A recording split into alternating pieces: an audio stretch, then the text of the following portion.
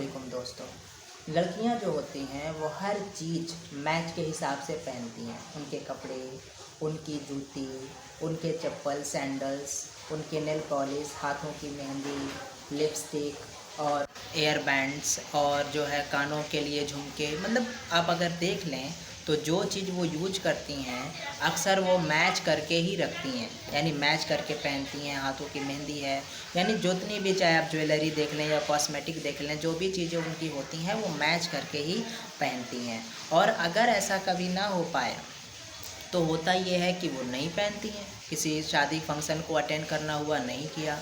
किसी मैरिज में जाना, किसी अगर ईद को सेलिब्रेट करना हुआ तो नहीं किया। उसी तरीके से कुछ भी अगर फंक्शन होता है तो उसमें वो अगर उनके अंदर कुछ भी मिसमैच हो गए, यहाँ तक कि नेल पॉलिश भी अगर बात कर ली जाए वो मिसमैच होता है तो यूज नहीं करती हैं, नहीं जाती हैं। यानी कि वो अपनी इतनी ज़्यादा सेलेक्टिव होती हैं, इतनी ज़्यादा चुनने वाली होती हैं कि वो कभी भी अपनी चीज़ों के मतलब मुखालिफ नहीं होती।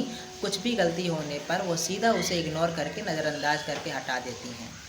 लेकिन कभी आपने ये सोचा कि वही 18 या 20 साल की लड़की अपनी माँ बाप की रजामंदी पर 35 साल या 40 साल यानी अपनी उम्र से दुगने लड़के के साथ शादी करके सेटल हो जाती हैं।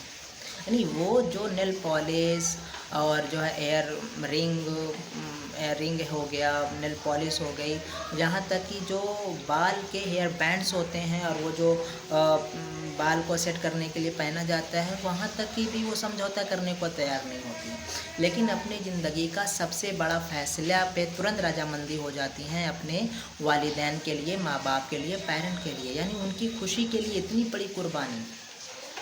क्या कभी हमने सोचा? बिल्कुल नहीं, कभी नहीं। मन में ये ख्याल तक नहीं आता।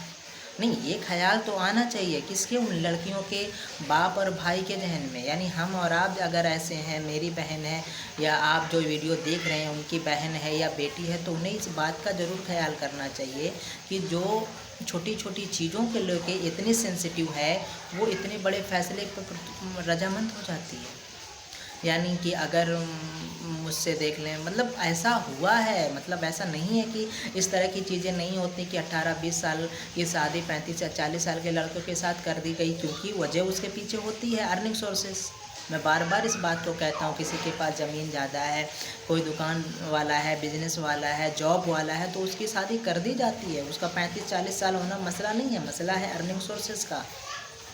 तो मैं अपने बात में तार्किक हूँ, ऐसा नहीं है कि मैं ज़बरदस्ती बात कर रहा। अगर आप अपने माहौल माशरे में देखेंगे तो आप पाएंगे इस सारी चीज़ों को।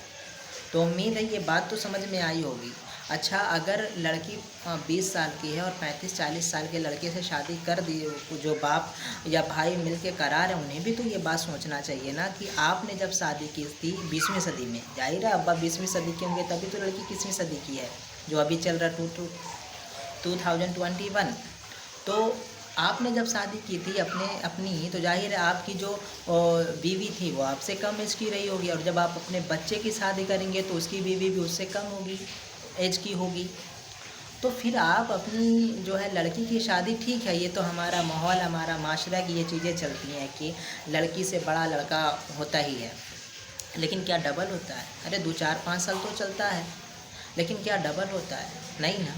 तो ये नहीं होना चाहिए। आप बेटे के लिए बहू ढूंढने जाते हैं तो एज का मसला देखते हैं फिर कि हाँ भाई ज़्यादा एज की नहीं होनी चाहिए। फिर आप नहीं देखेंगे कि अर्निंग सोर्सेस उस लड़की का क्या मसला है, और अगर ऐसा मिल भी जाए तो आप इग्नोर कर देंगे, हटा देंगे। तो यही बात, सिर्फ यही इतनी कहनी है कि जो लड़की अपनी छोटी चीज़ों के लेके इतनी सेंसिटिव है, आप इतना बड़ा फ़ैसला उससे बिना पूछे कर देते हैं, यानी आप उसके मर्ज़ी के मालिक हो जाते हैं उसके बड़े फ़ैसले में। ये नहीं होना चाहिए, ये गलत है। तो मैं बार बार यही कहता हूँ कि अगर लड़की राज़ी है, ठीक है, अगर ऐसा नहीं है कि 18-20 साल की लड़की होती है तो 35-40 साल से शादी नहीं करती। अगर उससे लड़की को मेरी तरफ से अगर सोल्यूशन मैं देना चाहूँ कि इसका सोल्यूशन क्या है, तो इसका सोल्यूशन सिर्फ यही इतना है कि लड़की जो है, जो लड़की को दिखा दिया जाए रिश्ता। अगर वो राज़ी है, उससे ने ज़िंदगी गुजारनी है तो फिर कोई मसला नहीं। लेकिन अगर वो राज़ी नहीं है और उसे ज़िंदगी नहीं, मतलब वो इनकार करती है, तो फिर उस पर प्रेशराइज ना किया जाए। ये एक पहला सॉल्यूशन है कि उसे रजामंद किया जाए। दूसरा सॉल्यूशन क्या है? दूसरा सॉल्यूशन ये है कि जो इस्लाम ने लड़की का हिस्सा कहा है, बाप और भाई उसे दे दें। फिर देखें कैसे सही समय पर उसका रिश्ता नहीं आता, एक लालच में ही आएगा कि चलो। उसी तरीके से ये दूसरा सॉल्यूशन है कि जो मीरास है, इस्लाम ने कहा है बेटी को देने को बाप और भाई से, वो दे देना चाहिए। ये दूसरा सॉल्यूशन है। तो इस तरीके की चीज़ें हैं। असल में ये वीडियो बनाने का मुझे उम्मीद है कि ये मैसेज आपको समझ में आ गया होगा कि मैं ये ठीक है, थोड़ा थोड़ा बहकना तो होता है, मैं भी बोलने में बहक जाता हूँ, लेकिन उम्मीद है ये मैसेज समझ में आया होगा कि लड़की की रजामंदी से इस लड़की की शादी होनी चाहिए। एज का फैक्टर होता है, छोटा मोटा तो होता ही, 2-4-5 साल लड़का बड़ा होगा चलेगा, डबल नहीं होना चाहिए। ज़िंदगी में सब कुछ पैसा नहीं होता, ज़िंदगी में सब कुछ दौलत, सब कुछ घर दुआर नहीं होता। असल ज़िंदगी तो ये है कि जब दोनों एक साथ सड़क पर चलें तो देखने वाले ये ना कहें कि अंकल और भतीजी जा रही, बल्कि ये कहें मियाँ और बीवी जा रहे हैं। ये तो एटलीस्ट होना ही चाहिए, कम से कम ये मन में ख्याल होना चाहिए।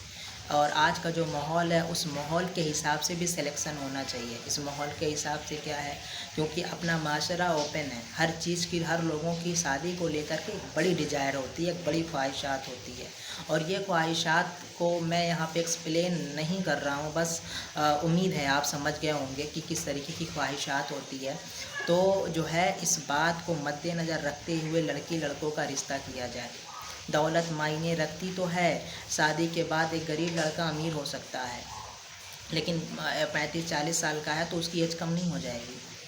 ठीक है, तो उम्मीद है ये वीडियो मेरा समझ में आया होगा, और अगर अच्छा लगे तो मेरे इस चैनल को सब्सक्राइब करें। अस्सलाम वालेकुम, मिलते हैं नेक्स्ट वीडियो में। और मेरा एक इसी तरीके का प्लेलिस्ट में इस्लाह माशरा प्लेलिस्ट है, उसमें आप इस तरीके के और वीडियो देखने चाहें तो आपको मिल जाएगा। और ये जो मैंने वीडियो बनाया, कल मुझे एक व्हाट्सअप आया था, मैं पहले भी इस तरीके के वीडियो बना चुका हूँ, लेकिन मेरे पर व्हाट्सअप आया था और फिर वहीं से मुझे हिंट मिला। और ये सोच मेरी पहले से थी, लेकिन उस व्हाट्सअप ने, मैसेज ने मुझे इस तरफ जो है सोचने पर और ज़्यादा तरीके से मजबूर किया। तो इस तरीके के इस्लाह माशरे पे मैं वीडियो बनाता रहूँगा।